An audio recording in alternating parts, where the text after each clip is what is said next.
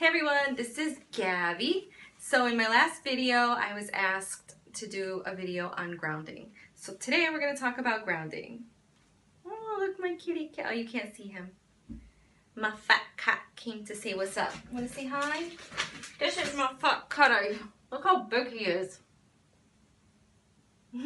That's his name, Biggie. He's a big boy. Oh, bunch of hair. He's shedding. He shouldn't be shedding because it's going to be winter going into the cold months, so he should not be shedding. Anyways, your conscious is like a stream. It streams through the multi-dimensions. And to ground yourself means to fully connect with the here and now. And a lot of us, we don't do that. We're too busy working on computers all day or checking our phone, and we always have a screen in front of our face. Technology is taking over. It is like taking over our minds. In technology, we're affected by like EMF, electronic magnetic fields all day long. It's so bad for your aura, for your energy, for our bodies, and it affects us. The side effects is conceptual. We no longer think for ourselves. Our thoughts are thinking for us. Do you get it? Our thoughts are thinking for us rather than us thinking our own thoughts, because we're so caught up in cyber life that we're out there. We're no longer here, the here and now. Grounding allows us to be present in the moment. Technology is taking that away from us. It's taking us away from the moment. And the EMF is draining our energy with the positive ions. Now, when we're talking about energy, positive ions are bad. They're no good, okay? Negative ions are good. And our body is mostly made of negative energy, negative ions, which is good ions, okay? So here's a technique that I like to do often.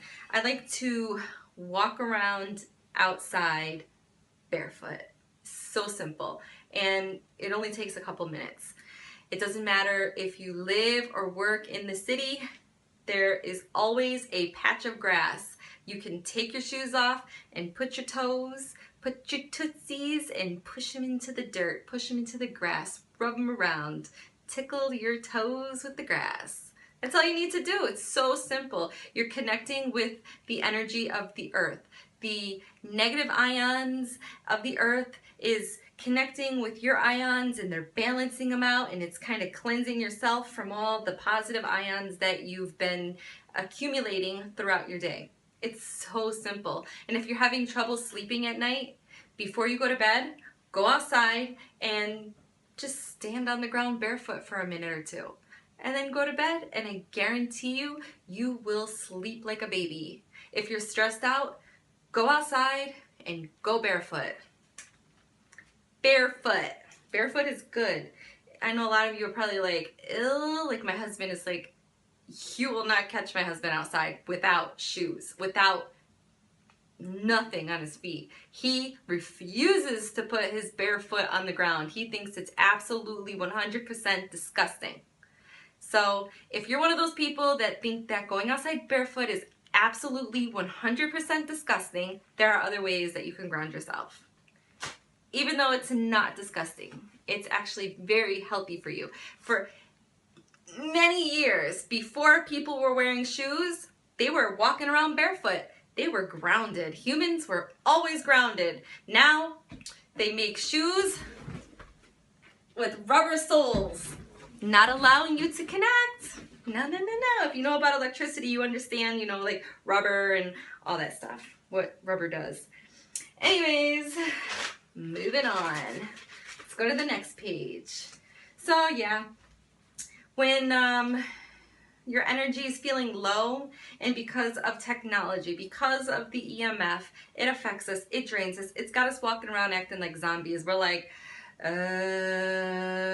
just staring at our phones and scrolling and seeing what other people are doing in their lives, instead of worrying about what you're doing in your life in this moment, in the now, right now, okay? You know, it's really, you don't have to stand either. You can lay down in the grass, you can sit down in the grass, you can garden. Doing gardening is really, really good for you, to ground yourself. It's so beneficial for you. And it only takes a couple of minutes. Your energy is like electric from an object is called grounding. Removing excess emotional charge, that is the result of getting lost in a non-physical dimension of thought, is also called grounding. Did you get that? Okay. When we ground ourselves, so when we pull focus back into our physical dimensional aspect, back into ourself, we then entrain with the frequency of the earth. That is good. That is grounding. We're grounding ourselves into the earth. We are allowing the energy to move through the root chakra, which is the root chakra. Oh, you still can't see it. Anyways, the root chakra, it's down there. And we allow ourselves to be in the here, right here, and now, in the moment. Like, right now I'm in the moment. Did you see that flashlight? I saw a flashlight. I am sitting in the most active room in the house, but then again, it could be, see, the sun reflecting off of my notepad. Could just be that. I don't know. Anyways, moving on. Grounding is good for anyone who feels traumatized, stressed, triggered, regressed, rushed, overworked, overwhelmed, confused, panicked, angry, clumsy, or drained. Here are some tips and how to ground yourself. Here are some tips on how to ground yourself. So I'm back. Sorry, I'm recording on my phone and my husband is out and he called me and it bumped me off, so I had to start again. But I'm not going to start all over again because I already covered way too much to have to start from the beginning. So where I left off was bring your attention to the moment, fully to the moment, to the now, to the right here. And a good way to do that is to do a body scan. And to do a body scan, you need to be able to sit in a room or in a space where you're alone and a place where nobody can bother you. Close your eyes and take a deep breath. We're gonna do a body scan. What do your toes feel like? Do you feel a tingling in them? Are they warm? Is there a warm sensation? I don't know, are they vibrating? And then work your way up, work your way, close your eyes, and do a body scan. Go to your legs. What do your legs feel like? Is there a cool breeze blowing on them? And then move your way up to your torso, and then from your torso to your head, and from your head down through your arms. And it's just a way to bring you to this moment, to enjoy and to recognize the now. That's a good way to ground yourself. It's a good calming technique too. And it's also good to kind of gauge what's going on with yourself. You don't have to do this with your body. You can sit down wherever you are. You could be at work, on the train, the bus, driving, the passenger, in school, having a moment, and just have a now moment. Have this moment right now and kind of just gauge what's going on around you. Like, take a deep breath in and look around you. Like, for example, right now, I feel the sun shining on my face. I feel the warmth of the sun. I kind of feel a cool breeze on my left arm. My foot is falling asleep because I'm sitting on it. That is the now moment. That is being in the present, and that is an excellent, excellent way to ground yourself. Another way to ground yourself is to eat root vegetables. Any vegetables that grow in and under the surface of the earth. Those are vegetables that are entrained with the earth, that they're entrained with the earth's vibration. So eating things like, let me see how I wrote down some energy. veggies, potatoes, turnips, carrots, beets, sweet potatoes, radishes. Those are all good vegetables that you want to try to incorporate in your diet. Here's another good grounding technique. Utilize grounding stones. I know I wrote some down and I did not even write down quartz crystal. I personally like quartz crystals. And you can use them, you can wear them as jewelry. Look at this. This right here is quartz crystal sand. I got it from a beach in Florida. Actually, I brought a whole bucket of it home.